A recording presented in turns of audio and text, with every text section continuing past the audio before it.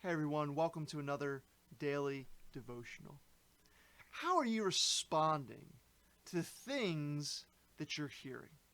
Right? Every day it seems that we're hearing something new, doesn't it? Just turn on the news and there's just some other terrible thing happening either in our city or our country or our world. And I think there's kind of three responses that we can have. One, we can deny it. Deny, oh, that isn't happening. These people are just making this up, not really true, right? We deny it, or we panic about it, right? That's kind of this, oh my gosh, the sky's falling in, we're all going to die, what's going on? Or we could just be fatigued by it. You know what? Throw another shrimp on the Barbie because I'm done dealing with all this stuff. Let's just have a little more food, binge watch a little more Netflix and just try not to think about these things. I think when we hear about challenging things, we can deny it, we can panic about it, or we can be fatigued by it. But God tells us how he wants us to respond. God tells us how he wants to respond when we hear about fearful things happening. In Matthew chapter 24, verse 6, this is what Jesus says.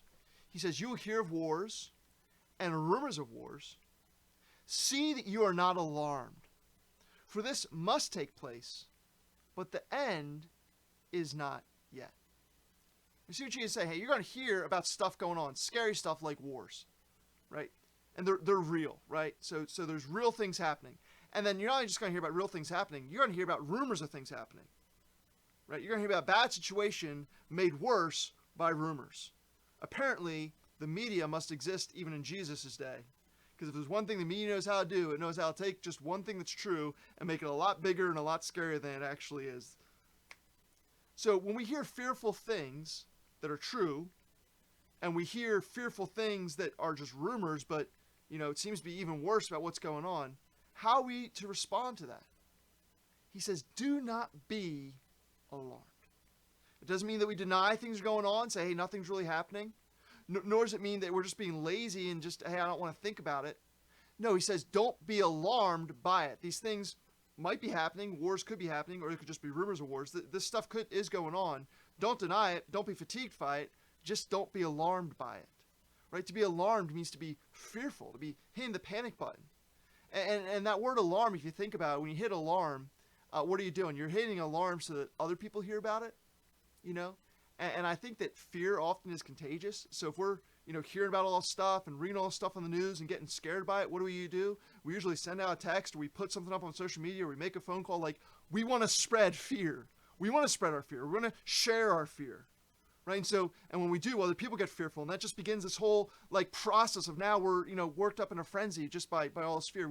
We've sounded the alarm, and everyone's now running around panicked. But God says, no. When you hear about real stuff happening like wars, or you hear about fake stuff happening like rumors of wars, whatever you're hearing that's tempting you to be fearful, don't sound the alarm. Right? Don't bring other people into it. Don't try to say, hey, the sky's falling and everyone, we need to run out and do all these things. No, don't sound the alarm. Do not be alarmed. Do not be fearful. Do not panic. Why? It says, for this must happen. For this must happen. Why is it saying this must happen? By saying this must happen means that God is in control. God's in control, right? If it's saying this is what must take place, it's saying this must take place because God's the one who has to say it's taking place. We don't know why he is necessarily. That's a whole separate thing that I've done other daily devotionals on. We might not know why God's allowing things to happen, but we need to understand that we don't need to be alarmed if we understand God's always in control. Right? The reason they're saying don't be alarmed because these things must take place, meaning God's in the control of what's happening of these fearful things. These things that you're scared about, that you want to sound the alarm about, God's not sounding the alarm. No, God's sitting on his throne. These things must happen because they're all happening according to God's plan. Right? But then we're like, oh, what's happening according to God's plan? Well, let's try to figure out what that plan is. We're going to get peace now by not just trusting God, but no, we're going to get peace by trying to understand God. That's a big difference. Right? We're supposed to have peace by trusting God, but we can be tempted to have peace by, we try to understand everything about God. And so if God's doing something, well, if we understand what he's doing, then we'll be at peace. But that's what Jesus says.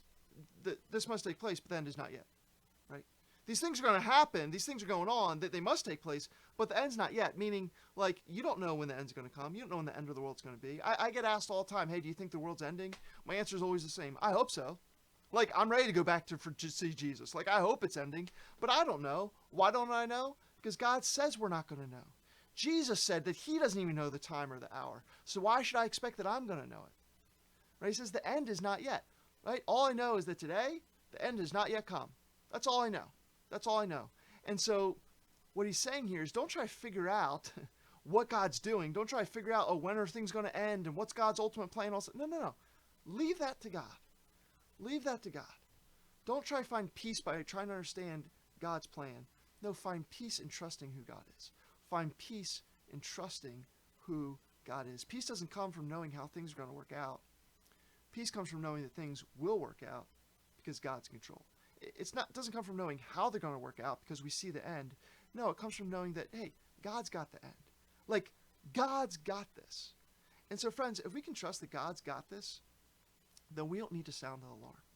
Right? When we hear about real stuff happening or we hear rumors of stuff that might or might not be true, we don't have to sound the alarm if we believe God is in control. And so as you hear about things happening, that's going to continue to happen, right?